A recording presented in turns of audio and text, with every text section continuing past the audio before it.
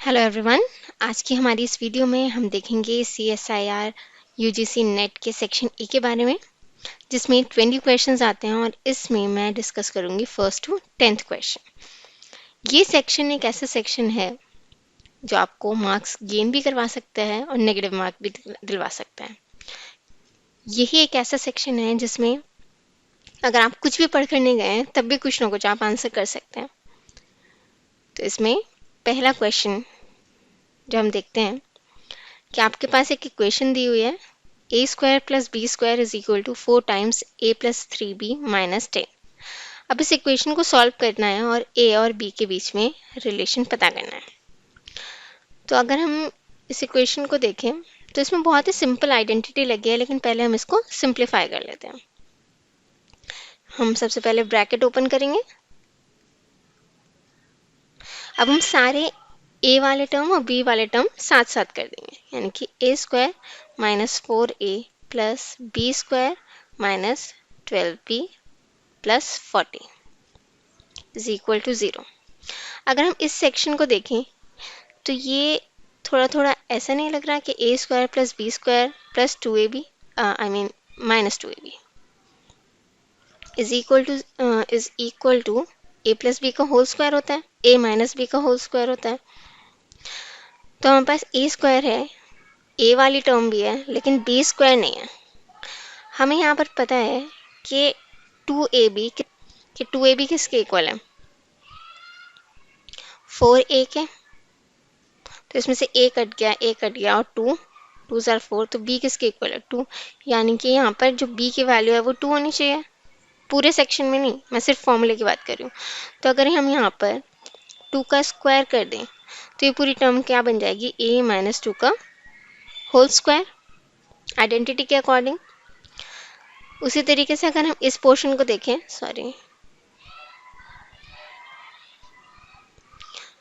तो अगर हम करें बी स्क्वायर माइनस 12b, है ना, और अब हम इसे इक्वेशन से मैच करें a square minus 2ab plus b square.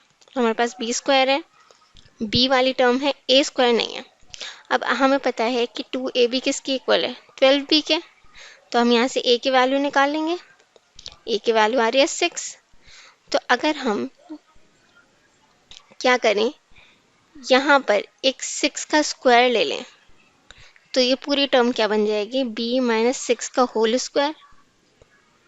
लेकिन अब ये 6 और ये 2 ये आएगा कहाँ से, अगर हम 40 को स्प्लिट करेंगे तो क्या होगा, 36 प्लस 4, और 4 किसका स्क्वायर है 2 का, और 6 किसका 36 किसका स्क्वायर है 6 का।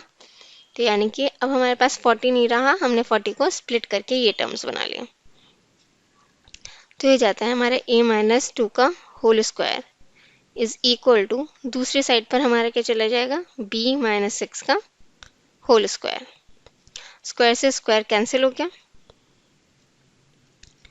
तो यहाँ पर क्या हुआ, a is equal to b minus 6 plus 2, जिससे हमें मिलता है कि a जो है b में से अगर हम 4 माइनस कर देंगे तो a की वैल्यू आएगी, यानी कि b ग्रेटर है और a जो है वो स्मॉलर है। तभी तो भाई अगर हम b को 10 मान लें तो 4 माइनस करने पे a क्या आएगा, 6 आएगा ना, यानी कि b is greater than a। तो इससे हमें पता चलता है कि b जो है वो बड़ा है a से। तो इसके लिए सही ऑप्शन होगा b। नेक्स्ट हम बात करते हैं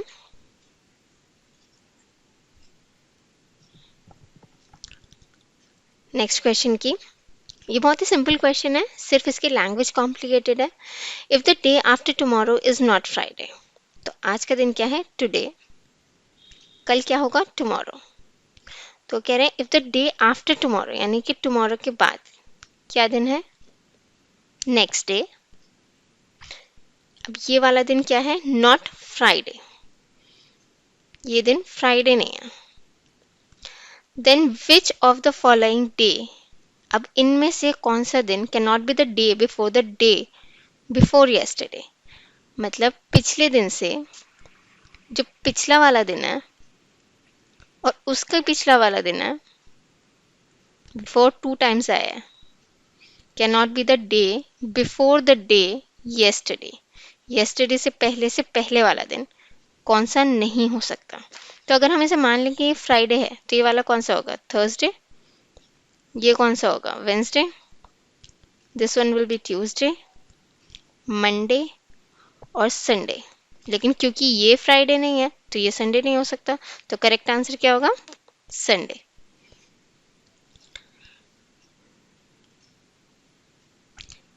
नेक्स्ट क्वेश्चन है, इसमें से कौन सा वर्ड फॉर्म हो सकता है, विच of the following words can be formed using only letters of the word. और जितनी दफ़ा ये लेटर आए हैं, इनकी फ्रिक्वेंसी जितनी दफ़ा है उतनी ही दफ़ा यूज होने। सबसे पहले हम देखते हैं फिलीपींस। सबसे पहले हम देखते हैं पी। पी कितने टाइम्स आया है, यहाँ पर पी एक दफ़ा आ रहा है और कहीं पी नहीं है, तो इसका मतलब ये नहीं हो सकता क्योंकि इसमें पी 2 हैं, तो ये नहीं है। ठीक है। चिनचिला, सबसे पहले हम सी एच देखते हैं, 2 दफ़ा इसमें सी एच आ रहा है, तो 2 सी ये हो गए, एक एच, और बस यही है। इसका मतलब ये टर्म भी नहीं होगा क्योंकि इसमें एक एच एक्स्ट्रा आ रहा है। Cincinnati, cin, then C I C, N A, ना और टी आई, ये वर्ड हो सकता है फॉर्म हो रहा हो। लेकिन अभी हम लास्ट टर्म को भी चेक कर लेंगे। नेशनैलिटी, एन ए ने, शन, एलिटी, अब ए होना चाहिए एक, लेकिन ए कोई नहीं है इसमें, और वाई भी कोई नहीं है इंटरेस्टिंगली, तो ये टर्म तो बिल्कुल भी नहीं होगा, ये भी नहीं है, और ये है Cincinnati. Next, a box contains red ball and 12 white balls. तो एक बॉक्स में 10 रेड बॉल्स हैं, दूसरे उसी बॉक्स में 12 वाइट बॉल्स हैं। 2 बॉल्स आर ड्रॉन। अब इसमें से हमने क्या किया है, 2 बॉल्स को निकाला है from box at random, 1 by 1 without replacement. तो यानी कि पहले एक बॉल निकाली है, फिर सेकंड बॉल निकाली है। अब हमें प्रोबेबिलिटी बतानी है कि सेकंड बॉल रेड है। तो अब पहले क्या हो सकता है, इसमें 2 इवेंट्स हो सकते हैं। पहले केस में क्या हो कि पहली बॉल रेड आ जाए और जो सेकंड बॉल है वो क्या है, वो भी रेड है, और हमें सेकंड बॉल ही रेड चाहिए। दूसरा क्या हो सकता है, पहली बॉल वाइट आ जाए और दूसरी बॉल सेकंड आ जाए। लेकिन हमें प्रोबेबिलिटी जो है वो पूरे इवेंट की निकालनी है, तो ये दोनों इवेंट ऐड होंगे। तो अब हम जो प्रोबेबिलिटी निकालेंगे, तो प्रोबेबिलिटी जो पहले इवेंट की है plus probability of second event. अब आपको पता होगा कि प्रोबेबिलिटी का फॉर्मूला क्या होता है, favourable outcome upon total number of outcomes. तो अगर हम यहाँ देखें तो प्रोबेबिलिटी E1 की, यानी कि पहला इवेंट जिसमें पहली बॉल रेड है, उसकी प्रोबेबिलिटी क्या होगी कि भाई रेड बॉल्स कितनी है 10, टोटल बॉल्स कितनी है 22, तो ये रेड बॉल की प्रोबेबिलिटी हो गई इनटू, अब सेकंड में भी रेड बॉल आए, इसकी क्या प्रोबेबिलिटी है। अब आप देखोगे यहाँ पे विदाउट रिप्लेसमेंट, यानी ये वाली रेड बॉल वापस नहीं डाली गई है, तो अब रेड बॉल्स कितनी रह गई 9, क्योंकि एक तो आप निकाल चुके हो। अब टोटल बॉल्स भी चेंज हो गई हैं 21, तो ये इवेंट 1 पूरा हो गया। प्लस अब सेकंड इवेंट क्या कह रहा है हमें, पहली बॉल वाइट है, वाइट का मतलब अब हमारी वापस से सारी बॉल्स चली गई हैं क्योंकि अब ये इवेंट 2 शुरू हो रहा है। तो प्रोबेबिलिटी ऑफ वाइट बॉल, तो 12 बॉल्स तो आपकी वाइट है और टोटल बॉल्स कितनी है 22। अब हमें रेड बॉल चाहिए, तो रेड बॉल कितनी है, वो 10 है।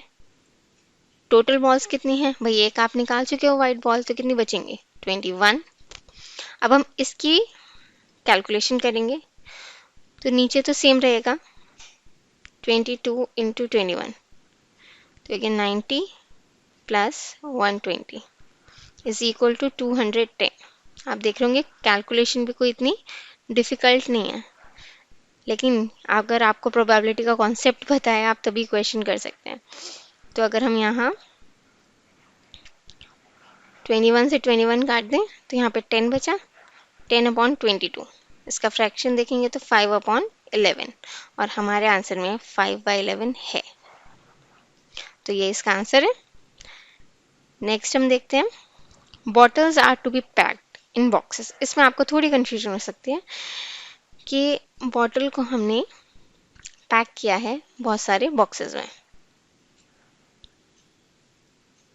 ठीक है, अब हमें ये नहीं पता कि कितने बॉक्सेस हैं। हर बॉक्स में 4-4 बॉटल्स हैं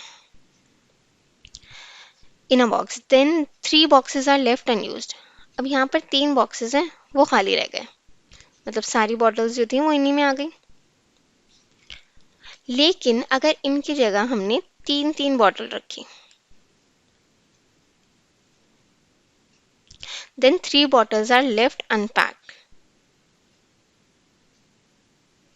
तो यहाँ पर क्या हुआ, 3 बॉटल्स जो हैं, पूरी बॉटल है ना, तीनों बॉटल्स जो हैं वो खाली रह गई। तो अब हम ये देख सकते हैं कि यहाँ पर जो ये एम्प्टी बॉक्सेस थे वो भी फिल हो गए, ये 3 जो थे, ठीक है, ये भी फिल हो गए। इसमें कितनी बॉटल्स आई होंगी, 3×3 = 9, 9 बॉटल यहाँ आई होंगी, प्लस 3 बॉटल यहाँ है, तो 3 + 9 यानी कि 12 बॉटल्स जो थी वो इस केस में एक्स्ट्रा थी। वो हम यहाँ भी देख सकते हैं कि यहाँ पर 12 बॉटल्स है। भाई 4 बॉटल्स आती है एक बॉक्स में, 3 बॉक्स में खाली रहेगा, यानी कि 12 बॉटल्स का डिफरेंस आ रहा है। अब ये जो 12 बॉटल्स जो पहले केस में नहीं थी लेकिन अब यहाँ पर हैं, वो कैसे आई होंगी। भाई इस 4 में से, इन 4 बॉटल्स में से हर बार एक बॉटल कम हो रही है, इस वाले में से भी एक कम हो रही है, इस वाले में से भी एक कम हो रही है, और जितने बॉक्सेस होंगे उन सब में से एक एक कम होगी। तो 12 बॉटल्स यहाँ से निकले, इसके लिए यहाँ से 12 बॉटल्स आनी चाहिए ना। हर बॉक्स में से एक, तो कितने बॉक्सेस में से आई होंगी 12 बॉटल्स। हर बॉक्स में से अगर एक बॉटल आ रही है तो कितने बॉक्सेस में से आई होंगी कि ये बॉटल्स 12 हो जाए। 12 बॉक्सेस में से, यानी कि टोटल नंबर ऑफ बॉक्सेस कितने हैं, 12। तो हमें पता है कि यहाँ पर जो है सारे बॉक्सेस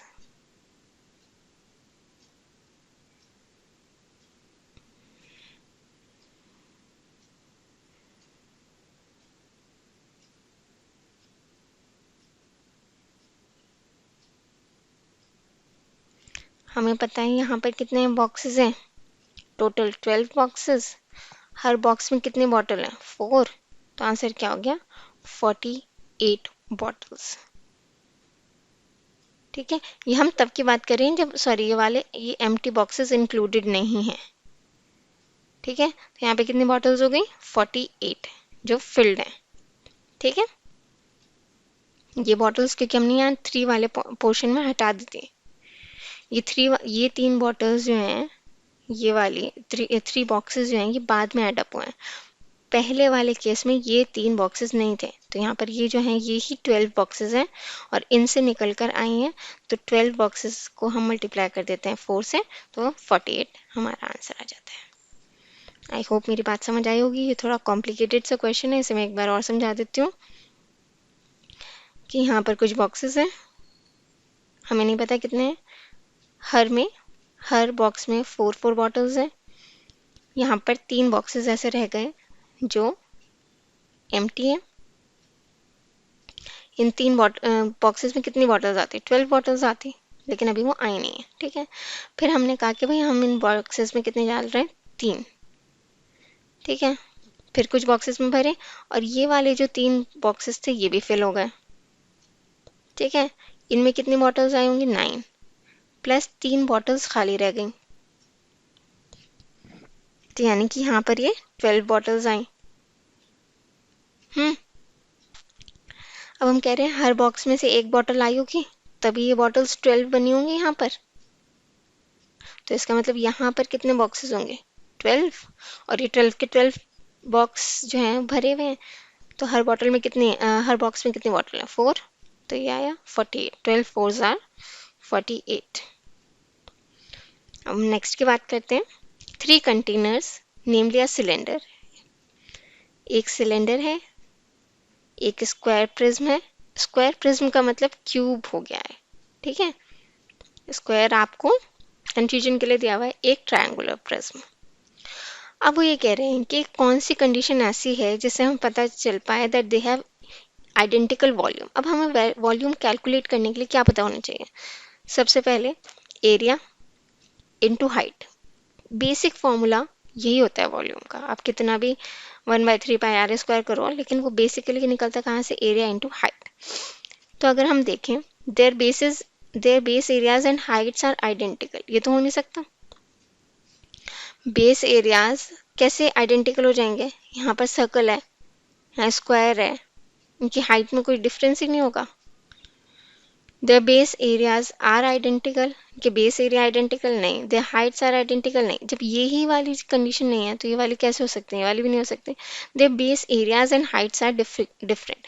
जब उनका पूरा शेप ही अलग है तो उनकी हाइट और अगर बेस सेम होना थोड़ा इम्पॉसिबल है। तो इसलिए आंसर क्या होगा? Their base areas and heights are different.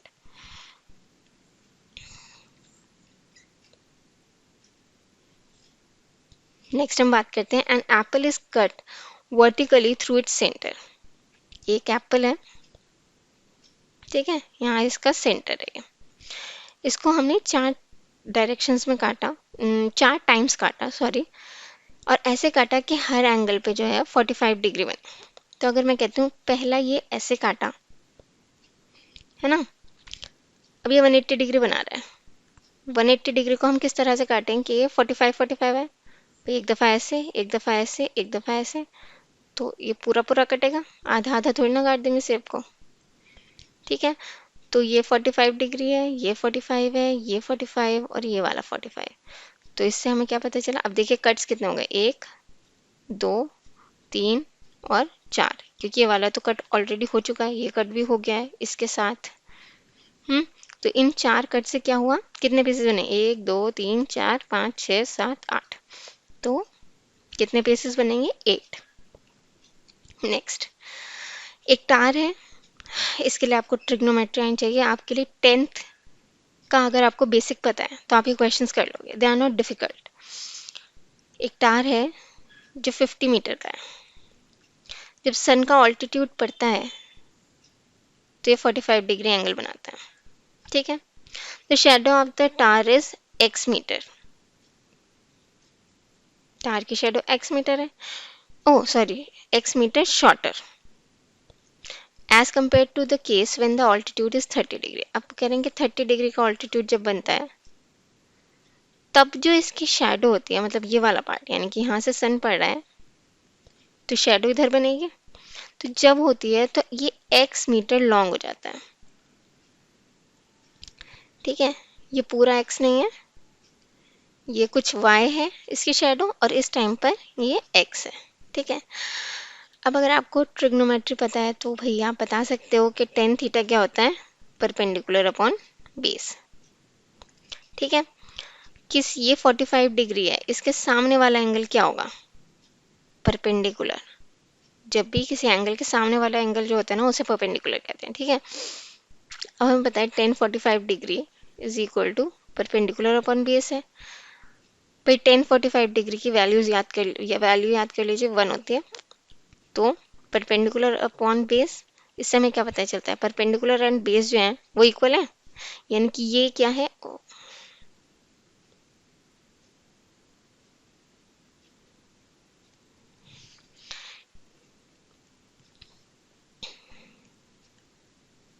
तो इससे हमें पता चलता है परपेंडिकुलर बेस के इक्वल है। तो यानी कि y जो है वो क्या है? 50, ठीक है। अब दूसरा केस लेते हैं, जब tan 30 है, परपेंडिकुलर अपॉन बेस, लेकिन अब परपेंडिकुलर चेंज हो जाएगा, क्यों? क्योंकि परपेंडिकुलर अब क्या रहेगा? ये सामने वाला, परपेंडिकुलर तो सेम है 50, लेकिन अब बेस क्या हो जाएगा? बेस में 50 प्लस x है, y प्लस एक्स, तो 50 प्लस एक्स, एक्स हमें पता नहीं, लेकिन tan 30 डिग्री क्या होता है? 1/√3। इससे हमें निकालनी है x की वैल्यू, तो ये क्या हो गया? 50 plus x is equal to 50√3। तो x क्या हो गया? 50√3 माइनस 50, इसका आंसर क्या आएगा? Sorry, root 50√3 x is equal to 50√3 minus 50 को अगर हम कॉमन ले लें तो √3 माइनस 1, तो x की वैल्यू क्या है? √3 माइनस 1। क्वेश्चंस डिफिकल्ट नहीं है, अगर आपकी बेसिक नॉलेज क्लियर है मैथ्स को लेकर और नॉर्मल लॉजिक लगा सकते हैं, क्वेश्चंस डिफिकल्ट नहीं है। नेक्स्ट है the year BP in the context of radio carbon dating is defined as. भाई रेडियो कार्बन डेटिंग के टर्म्स में बीपी या ईयर्स जो हैं वो इस फॉर्मूले से कैलकुलेट करते हैं। एक ऑब्जेक्ट मिला है हड़प्पा साइट से जो इतने बीसी का है, 3050 बीसी का है। अब हमें इसकी एज पता लगानी है बीपी में, लेकिन आपको पता है कि यहाँ पर एडी दिया हुआ है कि हमें एडी के फॉर्म में ईयर्स रखने हैं, यहाँ बीसी दिया हुआ है, तो हम कैसे करेंगे? आपको चार्ट पता होना चाहिए कि एडी से पहले होता है बीसी, ठीक है? यहाँ से एडी शुरू हो जाता है, आगे यहाँ से बीसी शुरू हो जाता है, बीच में कोई भी जीरो ईयर नहीं होता, डायरेक्टली इसके बाद क्या हो जाता है? एडी से पहले बीसी शुरू हो जाता है। तो एक तरह से अगर हम देखेंगे 3050 बीसी कह रहा है, तो इसका मतलब ये क्या है? ये माइनस 3050 एडी है ना? इस तरफ ही तो जा रहा है, तो इतने ईयर ये क्या है? एडी। तो अगर हम जो 3050 बीसी है इसे हम माइनस 3050 एडी कह सकते हैं। सिंपल फॉर्मूले में रख दीजिए, बचे क्या? BP is equal to 1950 minus 3050 B AD, है ना? और ये हमने क्या कहा था? माइनस में रखा जाएगा ये। अब इसको क्या करेंगे? 1950 माइनस माइनस प्लस हो जाता है, तो 3050 को ऐड कर देंगे, ये आएगा आपका 5000 प्लस में, ठीक है? तो ये आ गया आपका बीपी, क्या आया? 5000 प्लस। नेक्स्ट क्वेश्चन अगर हम देखें, find the value of x eight which the straight line crosses the x axis. हमें ये पॉइंट पता करना है। कैसे दिखाएं? ये वाला पॉइंट, ये पॉइंट हमें पता करना है क्या है। अब ये पता है हमें ये x एक्सिस है, तो x एक्सिस पे कुछ तो होगा, लेकिन y क्या होगा? y 0 होगा, क्योंकि इस देखिए ये वाला पॉइंट है तो इसमें x3 है, y 6 है, ये वाला पॉइंट है x1 है, y -2 है, लेकिन ये क्योंकि x एक्सिस पे लाई कर रहा है तो y तो 0 हो गई ना, ये वाला पॉइंट। अब आपको बता दूं एक फॉर्मूला जो होता है y2 minus y1 upon x2 minus x1, ये भी 10th क्लास का ही फॉर्मूला है। इससे हमें स्लोप निकल आता है, मतलब ये स्लोप, ये वाला पोर्शन जो है क्या कहलाता है? स्लोप। तो अगर हम वैल्यूज को रखें, ये वाले पॉइंट और ये वाला पॉइंट रखें, ठीक है? तो पहला वाला पॉइंट का x y क्या है? 6, तो 6 माइनस दूसरे का y क्या है? -2, तो 6 माइनस -2 डिवाइडेड बाय x क्या है? 3 माइनस 1, तो इससे क्या आ जाएगा? 8/2, यानी कि हमारा स्लोप क्या आया? 4, m क्या आ गया? 4। अब हम दोबारा से इसी इक्वेशन को यूज करेंगे, y2 माइनस y1 अपन x2 माइनस x1, और स्लोप क्या है हमारा? 4। अब हम इसमें से कोई भी दो नहीं, एक पॉइंट तो ये वाला लेना है जो हमें फाइंड करना है, और दूसरा ये वाला ले लेते हैं, ठीक है? तो पहला पॉइंट क्या है? 6, मतलब y में के टर्म्स में, और हमारा जो पॉइंट है उसमें हम कह रहे हैं कि y 0 होगा क्योंकि वो x एक्सिस पे लाई कर रहा है, डिवाइडेड बाय 3x2 है, उसमें से हम माइनस करते हैं x,